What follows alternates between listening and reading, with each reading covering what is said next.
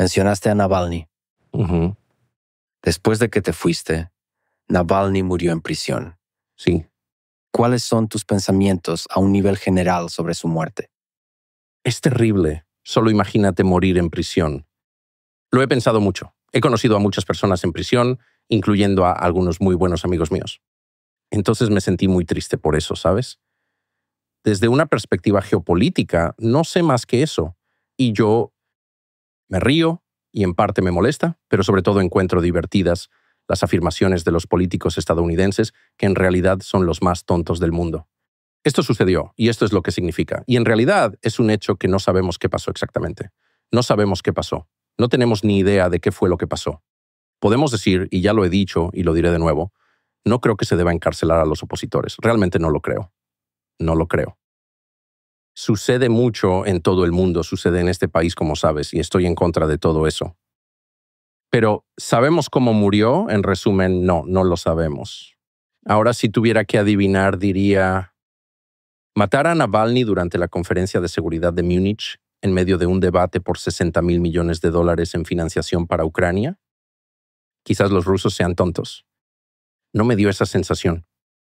No lo veo, pero tal vez, ya sabes, tal vez lo mataron. Ciertamente lo pusieron en prisión, lo cual no apoyo. Pero esto es lo que sí sé, que no sabemos. Y entonces cuando Chuck Schumer se levanta y ¡arr!, Joe Biden lee una tarjeta frente a él con líneas sobre Navalny. Es como que puedo reírme de eso porque es absurdo. No lo sabes. Hay muchas ideas interesantes sobre si fue asesinado, quién lo hizo, porque podría ser Putin, podría ser alguien en Rusia que no sea Putin. Sí. Podrían ser los ucranianos porque beneficiaría a la guerra. Mataron a la hija de Dugan en Moscú. Así que sí, es posible. Y podría ser, quiero decir, Estados Unidos también podría estar involucrado. No creo que matemos gente en otros países para afectar los resultados de las elecciones. No, espera. Lo hacemos. Y desde hace 80 años. Y es vergonzoso. Puedo decir eso como estadounidense porque es mi dinero y mi nombre. Sí, me siento realmente ofendido por eso. Y nunca pensé que fuera cierto. Y de nuevo, soy mucho mayor que tú. Y así pasé, mi visión del mundo fue definida por la Guerra Fría. Y en gran medida en la casa en la que vivía, en Georgetown, en Washington, D.C., de eso hablábamos. Y la izquierda en ese momento. Sabes que no sé el loco profesor del MIT por quien nunca tuve respeto, a quien sé que has entrevistado, etcétera. La izquierda dura siempre decía: bueno, el gobierno de los Estados Unidos está interfiriendo en otras elecciones. Y simplemente lo desestimé por completo, como una estupidez y una calumnia contra mi país, pero resultó ser cierto o sustancialmente cierto de todos modos. Y ha sido un verdadero shock para mí en la mediana edad para comprender. Pero de todos modos, en cuanto a Navalny, mira, no lo sé. Pero siempre deberíamos proceder sobre la base de lo que sabemos, es decir, sobre la base de la verdad cognoscible. Y si tienes un aparato de formulación de políticas que está tomando las decisiones más importantes del planeta basándose en cosas que son tonterías o mentiras, vas a obtener malos resultados. Siempre. Todas las veces, y es por eso que estamos donde estamos. ¿Te molesta que básicamente la figura de oposición más famosa de Rusia esté en prisión? Por supuesto que sí. Por supuesto que sí. Me molestó cuando llegué allí y me molesta ahora. Me puse triste cuando murió. Sí, quiero decir, esa es una de las medidas. Es una de las medidas básicas de la libertad política. ¿Estás encarcelando a personas que se oponen a ti? ¿Acaso estás encarcelando a personas que representan un riesgo físico para ti? Hay una toma de decisiones subjetiva involucrada en estas cosas. Sin embargo, en el panorama general, sí. ¿Tienes líderes en la cárcel? No es una sociedad políticamente libre, y Rusia no lo es, obviamente.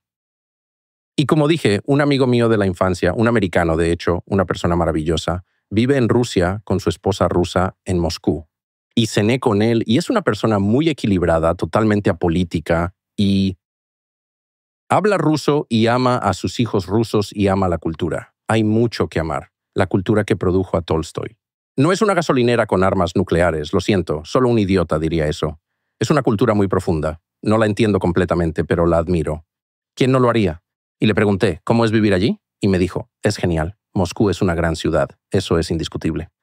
Y me dijo, no te conviene involucrarte en la política rusa. Y yo le dije, ¿qué?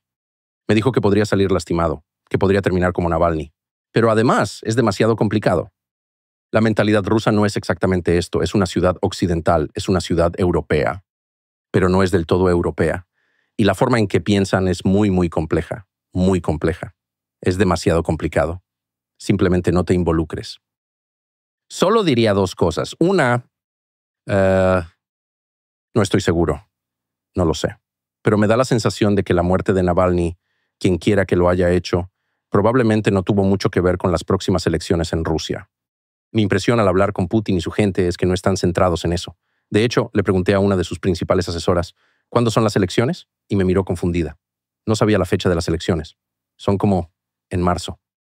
Bueno, y le pregunté a un montón de otras personas solo en Moscú. ¿Contra quién está compitiendo Putin? Nadie sabía. Entonces, no es una elección real, ¿verdad? En el sentido que reconoceríamos en absoluto.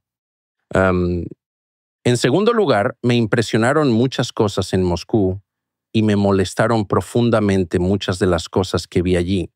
Pero una cosa que noté fue la total ausencia de propaganda de culto a la personalidad que esperaba ver y que he visto en el mundo. Jordania, por ejemplo, no sé si has ido allí, pero si vas a Jordania, en cada edificio hay fotos del rey y su extensa familia.